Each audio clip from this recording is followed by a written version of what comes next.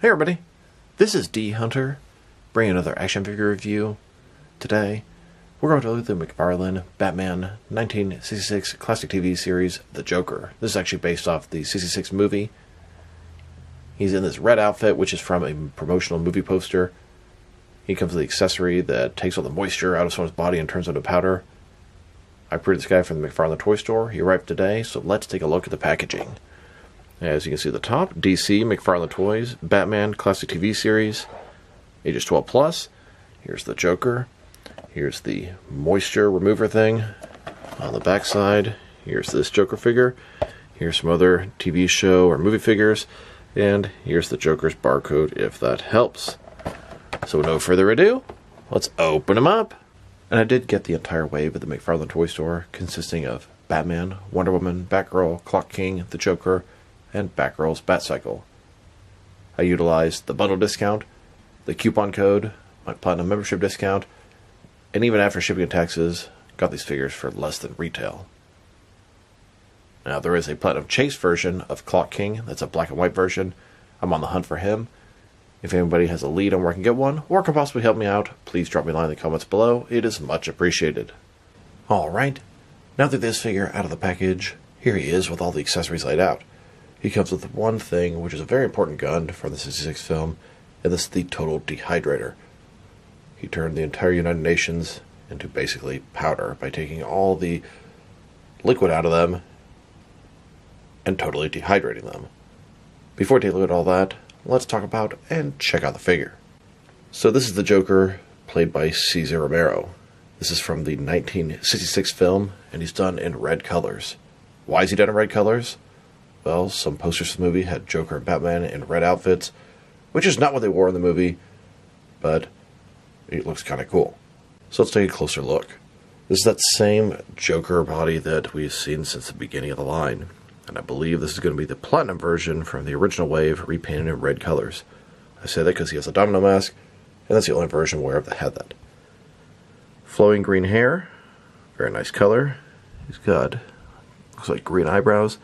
Red domino mask, smiling face. Let's go further down. He's got the black bow tie, green shirt, orange vest, red jacket. You can see a little bit of the green sleeve sticking out. Single jointed elbow, single jointed knee. It's a cool figure.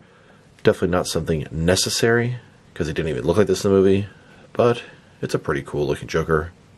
And a closer look at his face and head sculpt.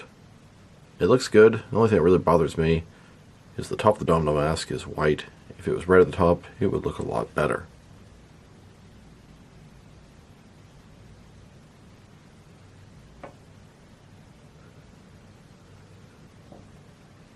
Now to check out his accessory. It's a large gun. It's a dehydrator. We have the backpack piece and the gun piece, and it's completely done in the wrong colors. So, like I said, this will attach to Joker's backpack. And this should all be orange. The main part here, this should be sort of blue. And then it has this tube that connects to this gun piece here.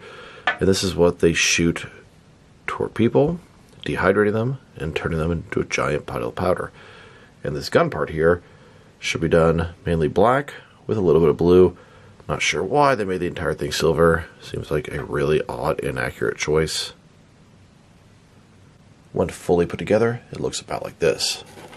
So, we have the backpack, straps here not connected at the bottom. It's got all kind of different compartments and tubes, and goes down to the gun piece. I think it's really cool to actually get this accessory. It was the first Batman movie ever made, and it always sort of left an impression in my head. When I was a kid, I thought it was, I don't know, pretty cool. As an adult, the whole dehydrating thing is absolutely preposterous and ridiculous. They turn these people into little powder piles, and then guess what? They simply rehydrated them, and then bam, all the different leaders of the different various nations are back to normal. Here's the Joker holding that dehydrator. Now he can't quite hold it as well as I'd like. So first of all, we have the actual dehydrator attached to his back. As you can see, the straps are nowhere near attached to the thing, and that's probably because his articulation is so limited that you couldn't put it on without it being like this. Then you have the actual gun piece that he's holding okay right now, but it's sort of stretching it to capacity. It doesn't really want to be that way. It wants to sort of sit like this, And sure, Joker could kind of hold it like this, but he's just holding it at the bottom. He needs to be able to aim and shoot it at people. Still, I'm really happy to add this gun to the Rogue Armory and collection. It's pretty cool. Although, my god, they totally butchered the paint job. Here's an image of Joker holding a dehydrator from the Batman classic TV series 1966 movie. You can see the coloring is considerably different on both the Joker suit and the dehydrator itself. Now I want to check out the differences between the movie version of Joker and the original version for the first wave. And I chose the Platinum Chase variant because he has the domino mask like the movie version. So let's take a closer look. Start with their heads here. It is the exact same sculpt, including the domino mask. Now the hair is done in a much brighter green on this guy. As you go further down, the suit is sort of pink or purple, and this one is red. The vest is orange, even though it's the same color in the original. Shirts are both green, bow ties both black. It's interesting to see the green sleeve sticking out, but this one is just simply pink or purple.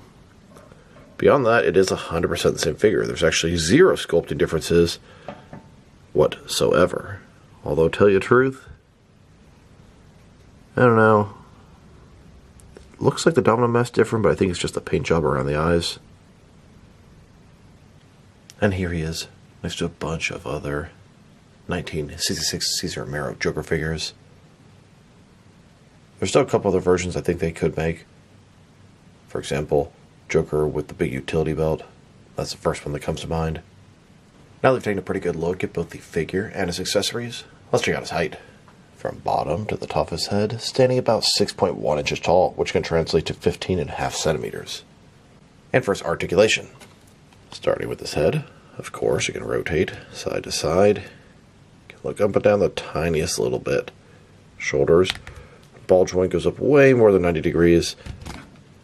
Up, down, around. He's got a single jointed elbow. It goes at 90 degrees with rotation. The wrist simply can rotate. Torso is one solid piece. He's got a traditional waist swivel below that. Old school style hips. Forward that far. Back about like that. He's got a single jointed knee with rotation. And that is it in the articulation department. Here's a look at the Joker, Penguin, Riddler, and Catwoman. They're all teamed up in the villain's lair, plotting and scheming against Batman and Robin. Now let's check them out next to some other action figures, starting off with some other Ceser Romero Joker figures. Here he is next to the regular Series 1 Ceser Romero Joker. And then we have the Platinum version on the right, and they finally found a way to reuse that domino mask head sculpt. These are 100% the same figure, same sculpt and articulation, different paint job. And here are all the different McFarlane Batman Classic TV series Ceser Romero Joker figures. We've got a total of 10 so far. Tons of different variations. And I could still think of at least one or two more they could possibly make. And here he is, next to Mattel's version of the Ceser Romero Joker. There is also an upcoming third-party unauthorized, unlicensed version. I believe that one's nicknamed the Trickster. Looking forward to getting him to add to the collection. Here's Joker, next to the other McFarlane versions of the villains from the 1966 film. Penguin, Joker, the Riddler, and Catwoman. They all teamed up against Batman in the film. Then, next to Mattel's versions of the same four villains. Here he is, next to McFarlane's version of Batman, Robin, and Batgirl. Then, next to Mattel's versions of the same three heroes. Now let's check them out, next to some other recently released McFarlane 1966 Batman figures. Here he is next to the rest of his wave. We have Batgirl, Wonder Woman, Joker, Batman, and both versions of the Clock King.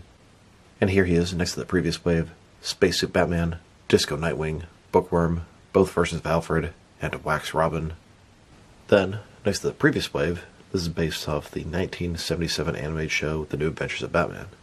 We have the Riddler, the Joker, Commissioner Gordon Batmite, Batman Robin, and both versions of Batgirl.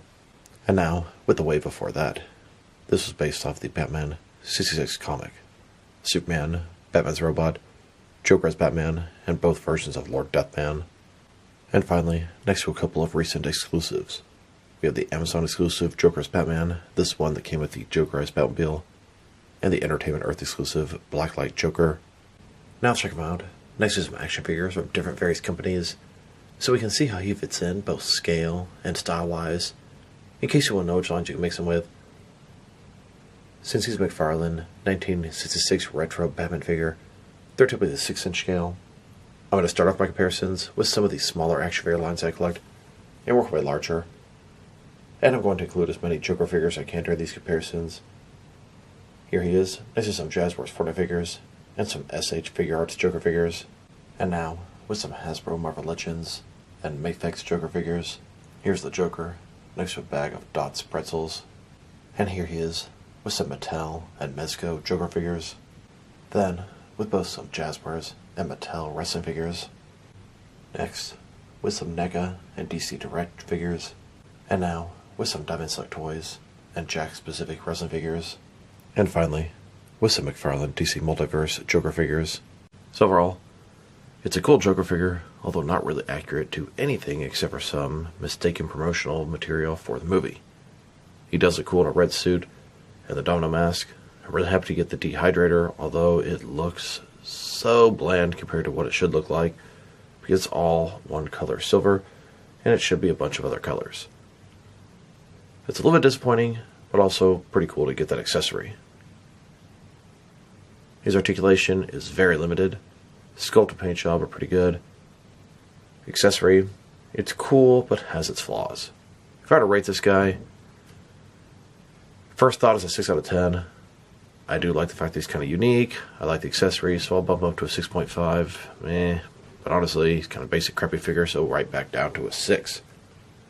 So this is D Hunter. Thank you for watching this video. If you liked the video, press like below. If you have anything you want to say to the video, add to the comment section. If you want to see additional action figure reviews from me, press subscribe. I do appreciate you do that. Once again, this is D Hunter. Thank you for watching this video, and I will talk to you guys real soon.